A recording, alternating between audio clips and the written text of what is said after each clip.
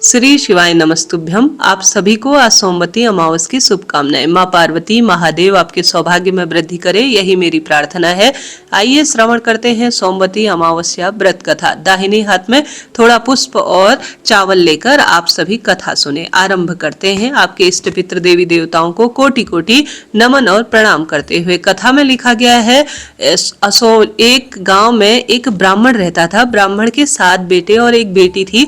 सातों बेटों की शादी हो गई थी, बेटी अभी कुंवारी थी। एक दिन एक साधु महात्मा ब्राह्मण के घर भिक्षा मांगने के लिए आए। जब ब्राह्मण की बेटी भिक्षा देने लगी तो साधु महात्मा ने मना कर दिया लेने से। लेकिन जब ब्राह्मण के बेटे की बहू भिक्षा दी तो साधु महात्मा बड़े प्रेम से और श्रद्धा पूर्वक भिक्षा को ग्रहण कर लिया। यह देखकर ब्राह्मण की बेटी बहुत जोर जोर से रोने लगी और घर के अंदर चली गई। जब ब्राह्मण ने उससे पूछा कि तुम क्यों रो रही हो, तब ब्राह्मण की बेटी ने साधु महात्मा को भिक्षा न लेने वाली बात अपनी माँ को बता दी। ब्राह्मणी नंगे पैर दौड़ी दौड़ी साधु महात्मा के पीछे पीछे चली गई और साधु महात्मा से बोली कि हे साधु महात्मा, ऐसी कौन सी गलती हो गई कि आपने मेरी बेटी के हाथ से भिक्षा नहीं ली और मेरी बहू के हाथ से भिक्षा ले ली। तब साधु महात्मा ने बताया कि तुम्हारी बेटी के भाग्य में सुहाग नहीं है, दुर्भाग्य है, इसलिए मैंने उसके हाथ से भिक्षा नहीं ली। ब्राह्मणी बोली कि हे महात्मा, अगर आपने इतना पता कर लिया है तो इसका कोई उपाय भी जरूर ही होगा, कृपा करके मुझे बताइए। साधु महात्मा बोले कि उपाय तो है लेकिन थोड़ा कठिन है। ब्राह्मणी बोली कि चाहे कितना भी कठिन उपाय क्यों न हो, मैं अपनी बेटी के लिए सब कुछ करूंगी, कृपया आप मुझे उपाय बताएं। साधु महात्मा बोले कि 7 समुंदर पार सुमा धोबिन रहती है। सुमा धोबिन सोमवती अमावस्या का नित्य नियम से जब भी व्रत आता है अमावस के निमित्त दान पुण्य और व्रत करती है। अगर सुमा धोबिन अपने सोमवती अमावस्या का फल तुम्हारी बेटी को दे दे तो तुम्हारी बेटी के भाग्य में अखंड सुहाग हो जाएगा और उसका दुर्भाग्य हट जाएगा। यह सुनकर ब्राह्मणी घर आई और घर आकर के अपने 7 बेटों और बहुओं को इकट्ठा कर लिया और साधु महात्मा की सारी बात बता दी। 7 बेटे और बहुओं ने जाने से मना कर दिया क्योंकि बहुत दूर 7 समुंदर पार जाना था। लेकिन अब जब बेटा बहुओं ने मना कर दिया तो ब्राह्मण और ब्राह्मणी ने निश्चय किया कि अपनी बेटी के लिए हम दोनों तो जरूर जाएंगे। अपने माता पिता को इतनी कठिन यात्रा पर जाता देख बड़ी बेटी का खूब हृदय पसीज गया। बड़ी बेटी ने कहा कि माँ, आप दोनों रहने दीजिए, बहन के लिए हम दोनों ही चले जाएंगे। बड़ा बेटा और बड़ी बहू सुमा धोबिन के घर बड़ी कठिनाई से निकल पड़े। चलते चलते एक जंगल में पहुंचे। जंगल में एक विशाल सा वृक्ष देखकर उसके नीचे थोड़ी देर विश्राम करने के लिए बैठ गए और उन दोनों को नींद आ गई क्योंकि वह बहुत थके हुए थे। उस पेड़ के ऊपर एक सोन चिड़ैया रहती थी और जो है उसी पेड़ के नीचे एक सांप का बिल भी था। जैसे ही सोन चिड़ैया दाना लेने के लिए जाती, सांप बिल से बाहर निकलता और सोन चिड़ैया के बच्चों को खा जाता। जब सोन चिड़ैया आती तो बच्चों को नहीं देखकर बहुत ज्यादा परेशान और दुखी हो जाती। लेकिन उस दिन मुसाफिर यानी कि ब्राह्मण और ब्राह्मणी के बेटे बहू उस पेड़ के नीचे सोए हुए थे तो उसके डर से सांप ने जो है बिल से बाहर निकलना ठीक नहीं समझा और सोन चिड़ैया के बच्चों को भी नहीं खाया। जब सोनचिड़ी आई तो अपने बच्चों को चहकता हुआ देखकर बड़ी खुश हुई। वह अपने बच्चों को दाना खिलाने लगी। तब सोनचिड़ी के बच्चे बोले कि हमें नहीं माँ, पहले इन्हें भोजन कराओ, इनकी वजह से आज हमारी जान बच गई।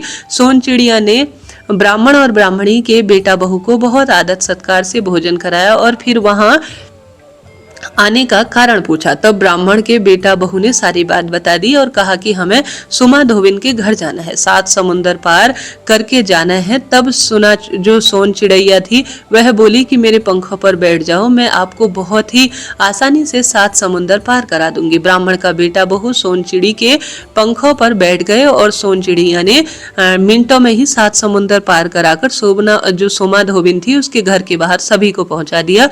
वहां पर ब्राह्मण का बेटा बहू ने देखा कि सुमा धोबिन की 5 बहुएं हैं लेकिन काम को रोजाना जो है लड़ाई झगड़ा करती हैं। पूरे घर में कलेश भी रहता है। यह उनमें से कुछ कहती हैं कि तुम काम करो, कभी कहती है तुम काम करो, तो इस तरह से कलेश खूब रहता है। अब जो है इस तरह से घर में कलेश स्थिति से सभी बहुत दुखी थे। ब्राह्मण के बेटा बहू सुबह सुबह उठकर सुमा धोबिन के घर के सारे काम करने चले जाते थे। अब सुमा धोबिन के घर में उस दिन से कोई लड़ाई झगड़ा नहीं हुआ। रोजाना ब्राह्मण के बेटा बहू ऐसे ही करने लगे। सुबह सबके उठने से पहले ही सुमा धोबिन के घर का सारा काम कर देते। सुमा धोबिन ने सोचा कि घर में बड़ी शांति है, मेरे बहुओं में से भला कौन सी बहू है जो ये सारे काम कर देती है। माँ बाप की बेटी है जो सारा काम अकेले कर देती है और किसी को कहती भी नहीं है। सुमा धोबिन ने सभी बहुओं को अलग अलग से जाकर पूछा, लेकिन सबने मना कर दिया कि उन्हें भला क्यों काम करना है। तब सुमा धोबिन ने सोचा कि आज रात छुपकर बैठूंगी और देखूंगी कि कौन सी बहू घर के काम कर दी है और क्या कारण है। जब सुमा धोबिन ने ब्राह्मण की बहू का हाथ पकड़ लिया और पूछा कि बताओ, सच सच बताओ, कौन हो तुम, भूत हो या चुड़ैल हो, किस रूप में हमारे घर का काम कर रही हो। तब ब्राह्मणी के बहू ने बताया कि आप तो सोमवती अमावस का व्रत करती हैं, उसका फल अगर आप मेरी नंद को दे देंगी तो उनके भाग्य में सुहाग हो जाएगा। आप अपनी सोमवती अमावस्या का फल जो है हमारी नंद को दो, इसलिए हम यह सारा काम करते हैं। तब सुमा धोबिन ने कहा, वैसे तो मैं अपनी सोमवती अमावस्या का फल किसी को नहीं दूंगी, लेकिन तुमने मुझे ठग लिया है। ब्राह्मणी ने मेरे पूरे घर का काम किया है, इससे मुझे बहुत ज्यादा पाप लगेगा और इस पाप के छुटकारा पाने के लिए मैं अपनी सोमवती अमावस्या का फल तुम्हें जरूर दूंगी। तुम अपनी नंद की शादी की तैयारी करो, जब शादी तय हो जाए तो मुझे बुलावा भेज देना, मैं आ जाऊंगी। यह सुनकर ब्राह्मणी के बेटा बहू अपने घर आ गए और शादी की तैयारी करने लगे। शादी वाले दिन जब फेरे होने लगे तो ब्राह्मण का दामाद उसी टाइम पर मर गया। सारा परिवार बहुत दुखी हुआ और जोर जोर से रोने लगा। तब सुमा धोबिन वहां आई और सुमा धोबिन ने अपनी सोमवती अमावस्या का सारा फल ब्राह्मण की बेटी को तत्काल दे दिया। जैसे ही बेटी को फल मिला, उसका पति हर हर महादेव कहते हुए खड़ा हो गया। यह चमत्कार देखकर पूरे नगर में खुशी की लहर दौड़ गई। उधर सुमा धोबिन ने जैसे ही अपनी सोमवती अमावस्या का फल ब्राह्मण की बेटी को दिया, उधर सुमा धोबिन के घर में उसका पति और बेटा और जमाई सब तुरंत ही मृत्यु को प्राप्त हो गए। उस गांव के लोग उनको कहने ले जाने लगे तो सुमा धोबिन ने कहा कि बहू से कहना जब तक सास नहीं आए तब तक कोई भी चीज बाहर नहीं जाने पाए। हमारी सास जाते टाइम कह गई कि जब तक मैं ना आ जाऊं तब तक घर का कूड़ा भी बाहर नहीं जाना चाहिए, तो जब हमारी सास आ जाएगी तभी कुछ होगा, तब तक हम किसी को कुछ भी नहीं ले जाने देंगे। गांव वालों ने बहुत समझाया कि यह सब मर चुके हैं, इन्हें ऐसे नहीं रखना चाहिए, लेकिन बहुएं नहीं मानी। इधर सुमा धोबिन दोबारा से सोमवती अमावस्या का संपूर्ण फल प्राप्त करने का मन में सोचने लगी और तुरंत ही पीपल पेड़ के पास वह गई। बीच में सोमवती अमावस्या भी अचानक से पड़ गई और उस दिन सुबह सुबह सुमा धोबिन उस जंगल से गुजरी। कुछ भी दिखाई नहीं दे रहा था तो उसने 108 कंकर पत्थर उठाए और पीपल पेड़ की पूजा की और विधिवत से भगवान का नाम जाप करते हुए भोलेनाथ का पूजन किया, माँ पार्वती का पूजन किया और 108 कंकर पत्थर से पीपल वृक्ष की भवरी दी अर्थात परिक्रमा की और संपूर्ण रूप से उसे सोमवती अमावस्या का दोबारा से परिपूर्ण फल मिल गया, जिस पुण्य प्रताप के कारण बेटा बहू जमाई पति सब जीवित हो गए। सब हर हर महादेव के जयकारे लगाते हुए उठ खड़े हुए। सुमा धोबिन जब घर पहुंच गई तो बहू ने बताया कि माँ जी, जैसा आपने कहा था वैसा हमने किया, सब लोग यह मर गए थे और बाद में सब अचानक से जिंदा हो गए। तब सुमा धोबिन ने कहा कि जैसे ही मैंने अपनी सोमवती अमावस्या का फल दे दिया तो सब मर गए और जब मैं यहाँ आई और मैंने सोमवती अमावस्या के निमित्त ज्यादा पूजन पाठन पीपल पूजा की, वैसे ही फेरी लगाई, सब पुण्य प्रताप से जिंदा हो गए। यह सब सुनकर पूरी नगरी में ढिढोरा पिटवा दिया कि शुभ सुहागिन महिलाएं सोमवती अमावस के दिन पीपल पूजा जरूर करें, सोमवती अमावस के दिन पीपल की फेरी जरूर लगाएं। सोमवती अमावस्या का पूजन करने से अखंड सौभाग्य बढ़ता है। हे सोमवती अमावस्या माता, हे पार्वती माता, हे महादेव, जैसे आपने सुमा धोबिन को अखंड सौभाग्य सुहाग का वरदान दिया, इस कहानी को जो भी सुनते सुनाते हुंकारा भरते सभी को अखंड सौभाग्य का वरदान देना और सभी की सब मनोकामनाएं पूर्ण करना। यह थी सोमवती अमावस्या की व्रत कथा। और अब हम सभी गणेश जी की भी कथा सुन लेते हैं। एक बार एक गांव में एक बुढ़िया रहती थी। बुढ़िया के घर के सामने एक सेठ जी हवेली बना रहे थे। बुढ़िया ने जाकर कारीगरों से कहा, कारीगर जी, मेरे लिए भी एक पत्थर के गणेश जी बना दो ना। गणेश जी ने कहा, हे बूढ़ी माई, जब तक हम आपके पत्थर के गणेश जी बनाएंगे तब तक तो हमारी दीवार बन जाएगी, हमारे पास समय नहीं है। आप किसी और से बनवा लो। बुढ़िया माई को बहुत गुस्सा आया और बहुत बुरा भी लगा और मन में सोचने लगी कि भगवान करे तुम्हारी दीवार टेढ़ी हो जाए। अब बुढ़िया माई यह कहकर यहाँ से अपने घर की ओर चल दी। अब कारीगर जैसे ही दीवार बनाए, दीवार टेढ़ी हो जाए, दीवार को दोबारा गिराकर दोबारा बनाए, दोबारा से टेढ़ी हो जाए। सुबह से शाम हो गई, इसी तरह से दीवार बनाते और बनाते बनाते वह गिरती चली जाती।